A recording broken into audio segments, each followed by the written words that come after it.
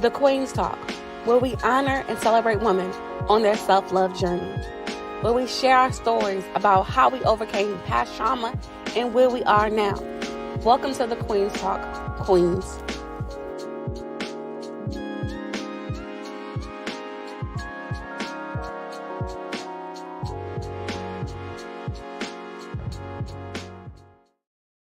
Hello, everybody. Welcome to the Queen's Talk. I am Leslie from Brown Girls Embrace. And the Queen's Talk is where we have intimate conversations about how we overcame our past trauma and how we learned to overcome it and how we are now helping others and motivating other women who have dealt with similar things as us.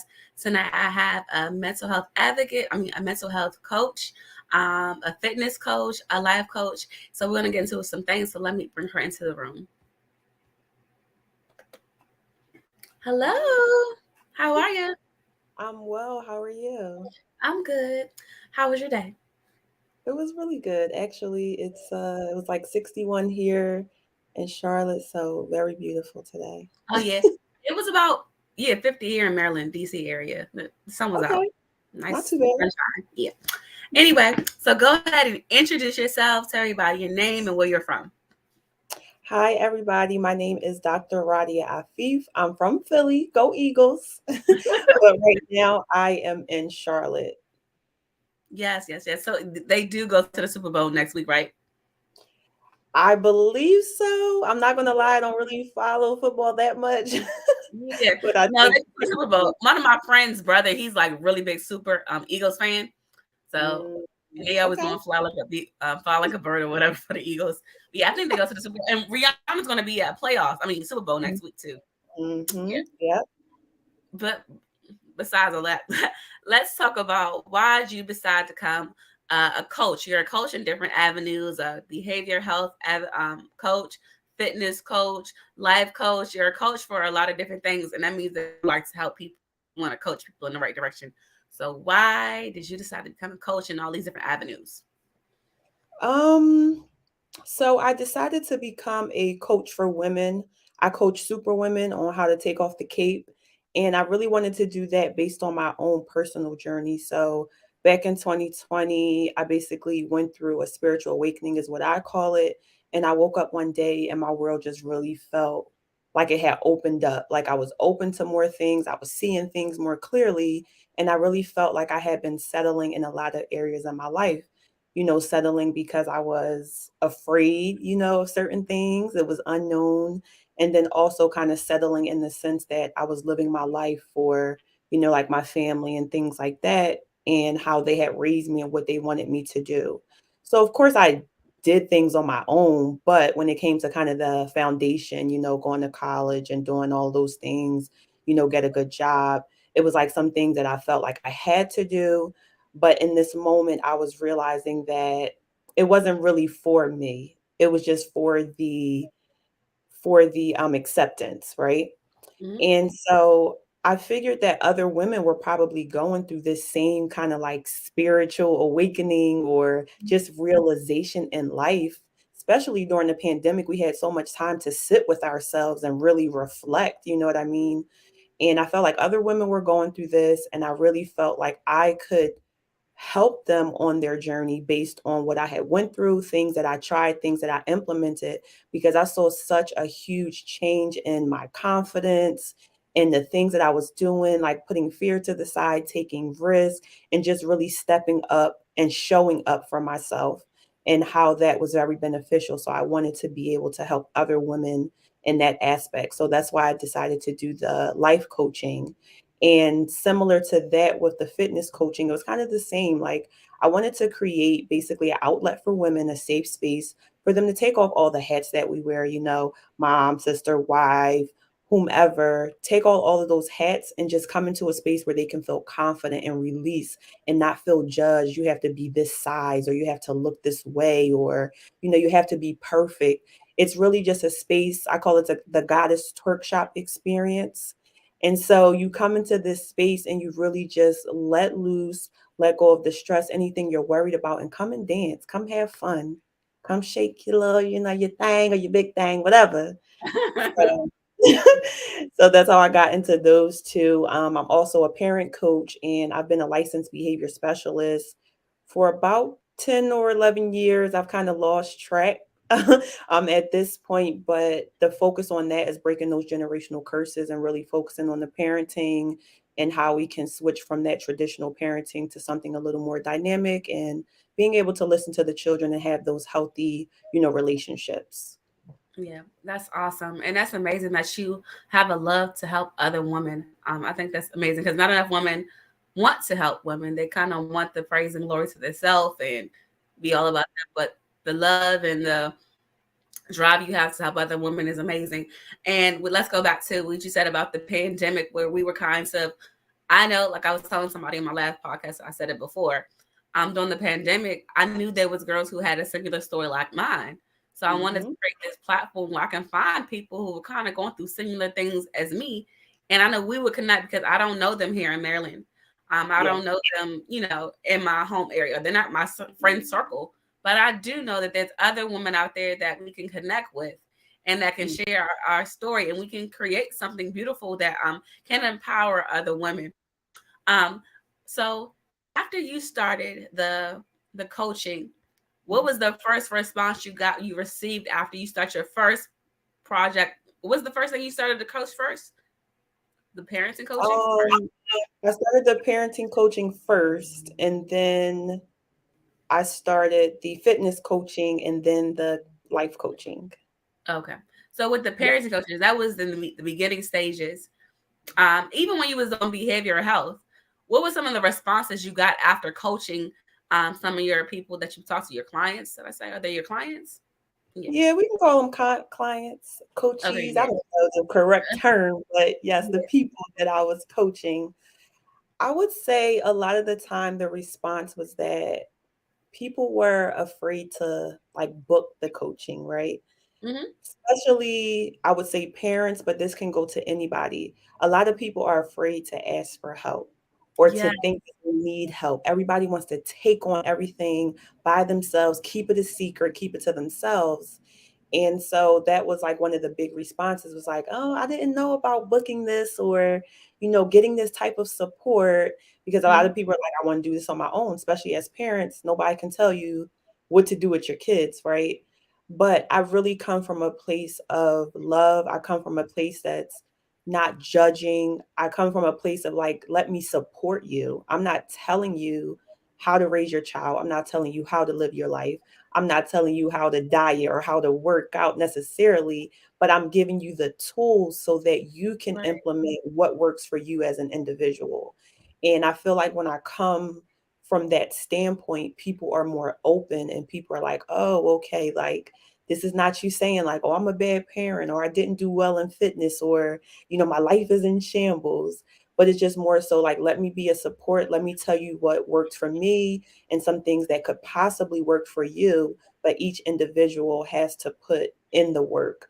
So Hmm. that was the main response. People were just kind of a little bit, reluctant to book. But once they are, speaking to me, having a conversation, and they see that it's not like I'm just pointing the finger at you saying you're doing anything bad, then people are like more relaxed. People are able to see progress and change when they're implementing these things because they're like, oh, I didn't even think about doing that or trying that or saying it like this. So they're able to see those changes once they're open to implementing these things. Nice, nice, nice. It goes back to what you were saying about coaching because when you think, did you watch the King Richard movie, Serena and Venus? Hmm. I did that. Hmm. King Richard, he was a rigid coach, and he Yes. wanted them to strive to do best. He would treat them on when they was wrong. But life coaching and everything is a little bit different than like a athletic coach.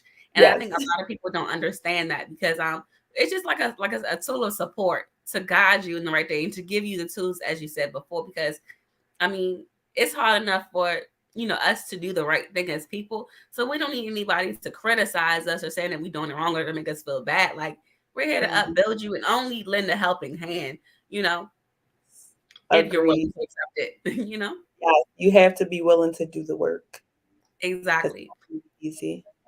Yeah. So after all the coaching and everything, let's get into this. You said you got a degree in behavioral health. Behavior analysis. Yeah. I studied that for my master's, and then I have a PhD in human services, family studies, and intervention strategies. Okay, let's tell us about the intervention part. Like, whoa. Because So, we all heard those things where like, let's have a family intervention. So like tell us about that's why I had a lot of the word intervention from. intervention, yeah. But Mhm. intervention is basically just you're intervening in something, right? So we can look at something like a child having a tantrum. How are you going to intervene and kind of support your child through the tantrum, or how are you going to handle it? So when I talk about interventions, that's what it is. So basically, I look at the behavior that's happening. I look at the environment, right? Where is this? Where is it happening? Who is it happening around? What time of day is it happening? All of these different things can give me insight into some of the triggers of the behavior, why it's happening, and also what the function is. So I do parenting workshops and I do talk about that. Like, okay, what is a function? Is the child trying to get attention? Or are they trying to escape? Or are they trying to get access to something? Because when you get down to those like details, then you can figure out, okay, how can I still allow them to get a portion of what they want or something similar and use different techniques. So I basically take my background in behavior analysis, my study of behavior, and also use that with adults because at the end of the day, children are just smaller versions of us, right? Adults So have tantrums. Adults try to escape things. Adults try to seek attention for certain things. So all of the things that we look at in children, it's the same thing with adults. We can change our behavior patterns. We can give ourselves reward systems, right? We can give ourselves positive reinforcement or punishment or whatever you want to call it. We do all of these things already. We just probably don't look at it like that because we're thinking, oh, these are things we do for children when they're acting up or when they're good on their report card. But you probably reward yourself with some ice cream if you did good for the whole week or something like that, or positive affirmations if you did something good. I don't know. But I'm just saying, like, it can go either way, whether you're 5 or 55. It all works the same when you're changing your behavior. that's a good point. I wanted to ask this question. What makes people have even 50-year-olds, what makes people have tantrums? Like what makes them have these hissy fits and call for like what is all of this about? Like Reza, you study this stuff because I never understood like but and I'm like I call it a manic Hmm. what is it, a manic episode?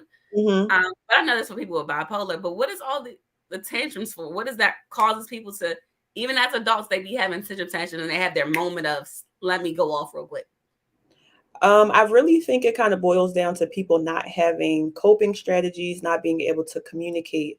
So think of, let's just take it back to a child. If you're a child and you can't clearly communicate or get your way, you're going to cry. You're going to be frustrated. So as an adult, if you don't know how to communicate something clearly, or if you can't get access to something, you're going to be upset, especially if you didn't learn this as a child. It doesn't just go away because you get older. Some people are really like mentally stuck at a certain age, and that might not be in all areas of their life, right? So they could probably go to work and have a job and handle certain things, but when it comes to communicating, when it comes to expressing emotions, they may still be like 15 or 10 or whatever their age is. It just never really developed because they weren't exposed to it or they didn't have the opportunity to practice it. Wow, that is so because I've always wondered like why, and I don't know if I'm that friend that you can have these tantrums with, but sometimes these people be having tantrums and I'm like, why are you comfortable with having a tantrum with me? Like just going off, but it's like they know how to turn it on and off. Like they won't do that at work. Or Yeah. it's a certain crowd of people, I guess, because I'm like chill, I'm no judgment zone, but it's just like, girl, get it together. What's the tantrums for? But Uh-huh. it makes perfect sense now that you explained it the way you said it. Yep, just like kids, some kids might have a tantrum with mom, but with grandma, they might not, Oh, with the So dad, the dad, they're not right. going to play that. Like, it is scared to do any kind of behavior like that. But it shows that you can control it if you know who to do it in front of and who not to do it in front of. Oh yeah, of course. Yeah.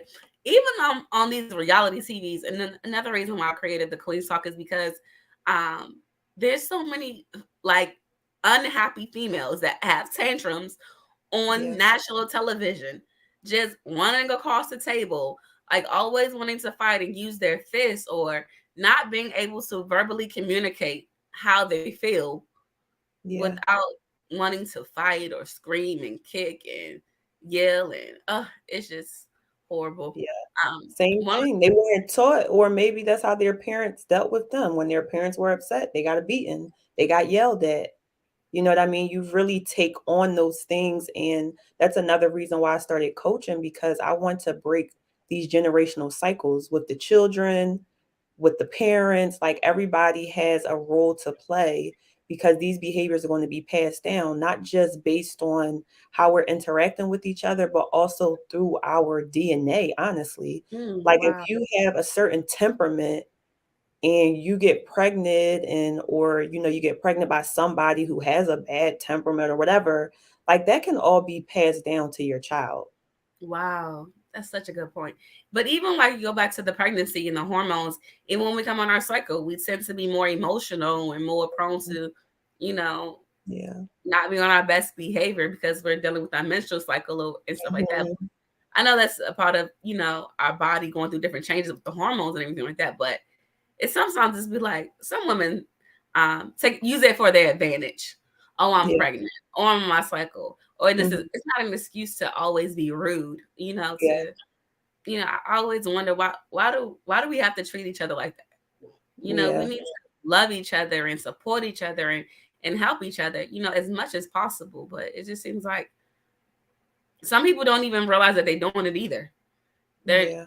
they're not even aware that they have these things going on. So the next question is going into these. I'm sorry, I'm be kind of No, going it's off, okay.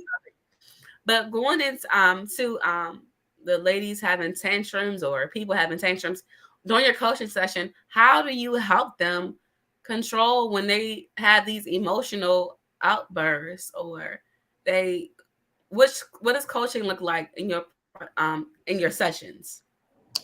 Coaching really looks like getting to the bottom of a few things. So I want to know what the personal goals are of the person. I want to know their strengths, like what they think their strengths are, or what friends may say their strengths are, and then also what the barriers are. So I like to know about the goals, of course, because we want to work towards something. I like to know about the strengths, because those are the things we're going to lean on as things get difficult, because when you're going through change and you're changing behavior habits that you've been implementing for years, it's going to get tough. So I want to rely on some of those strengths to kind of push forward through those times. And then we want to look at the barriers, because I want to know, okay, what's stopping you from reaching those goals? You have the dream, you have the ambition, you have all of these great ideas, but why are you not moving forward with it? What is holding you back in this sense? Now, when we talk about tantrums, I haven't actually experienced anyone like having a tantrum in session or anything like that.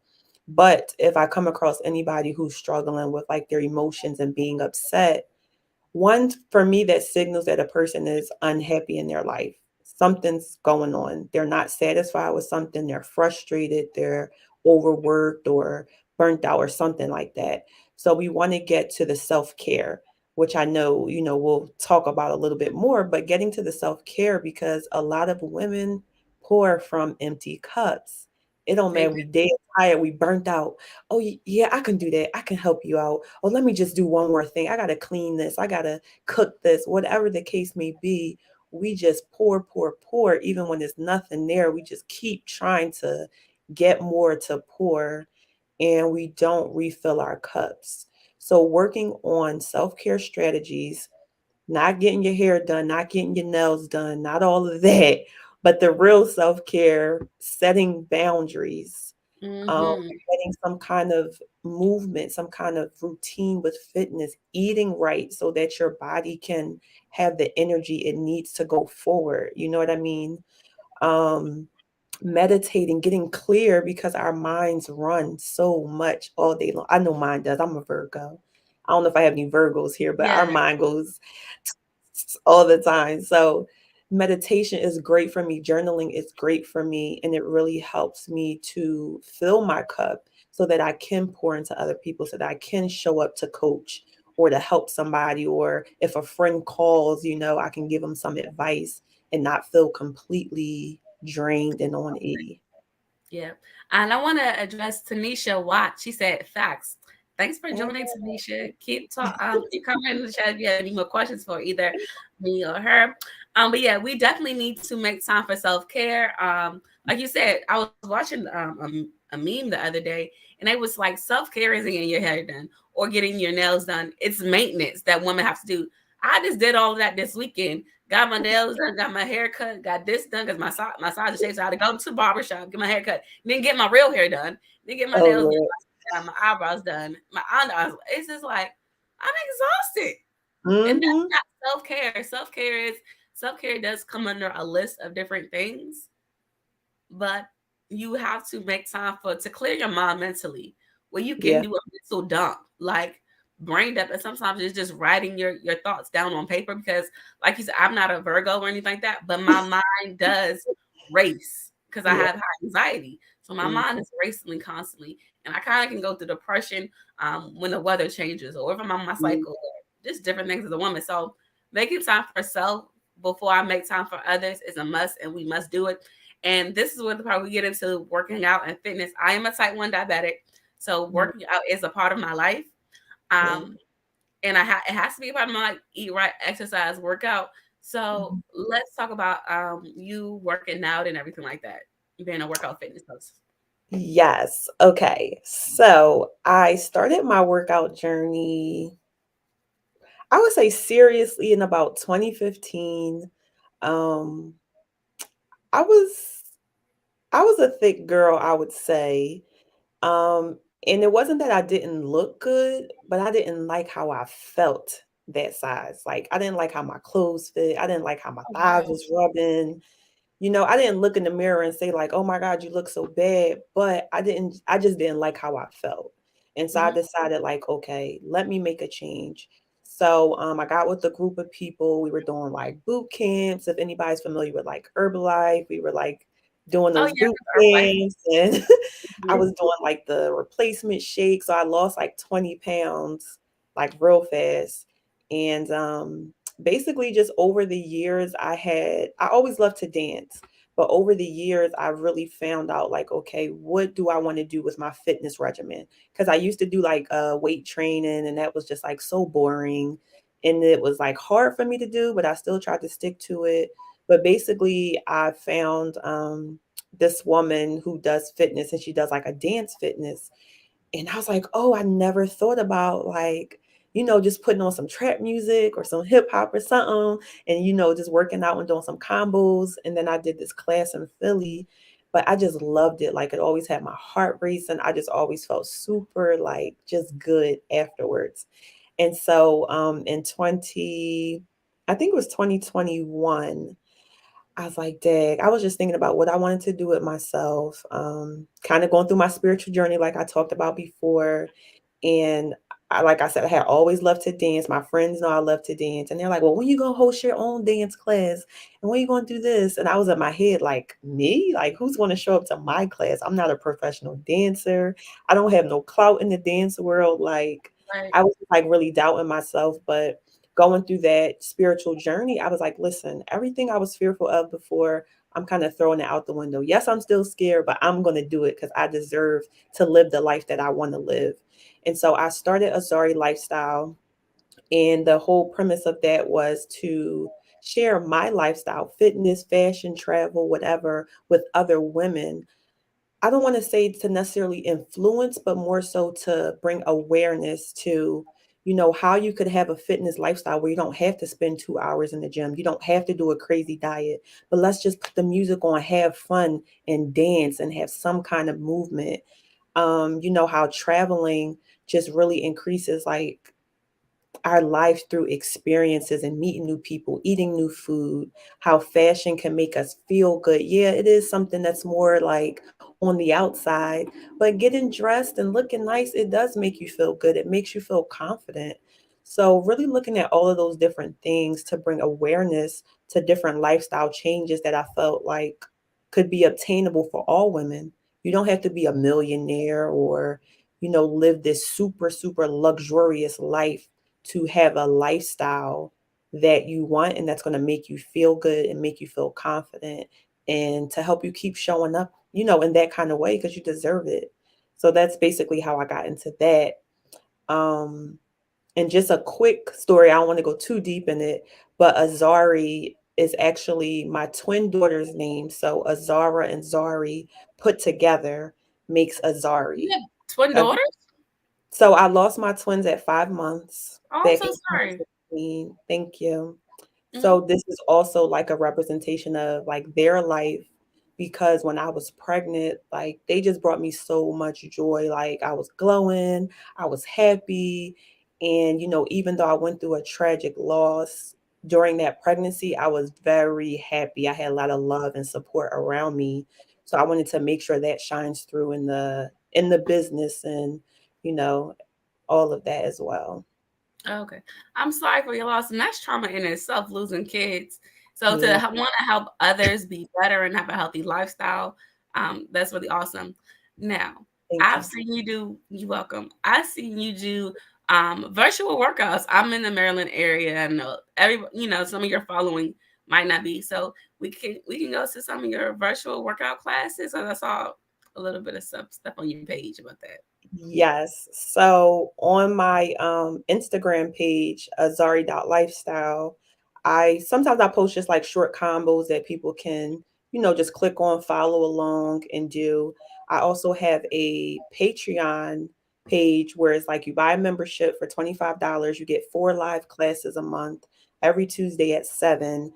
But then I also record classes and I also have other like pre-recorded content so you can basically go on there and there's a library of different workouts, 30-minute workouts, dance tutorials, whatever you have access to for the month that you pay for your membership. So yeah, you can either follow along with me for free on my page, or you can get the membership where you get the live classes and you get the pre-recorded classes as well. Nice, nice, nice. So, do you have any other classes or workshops coming up with your coaching or speaking or workout classes? Is anything coming up people can look out for? Yes. So again, every Tuesday you can join me for virtual dance fitness. You have to sign up for Patreon and get your membership, and you'll get access to the Zoom for that. I have a goddess twerk shop coming up in Charlotte on February 10th, and the full schedule is on my page up until the end of March. And for Dr. Afif Speaks, which is my coaching page, I have a 5-week group coaching session coming up this Thursday. It kicks off. But tomorrow is the last day to register. If you can't register for February, you can join the wait list, and then I'll send out information for our next 5-week session.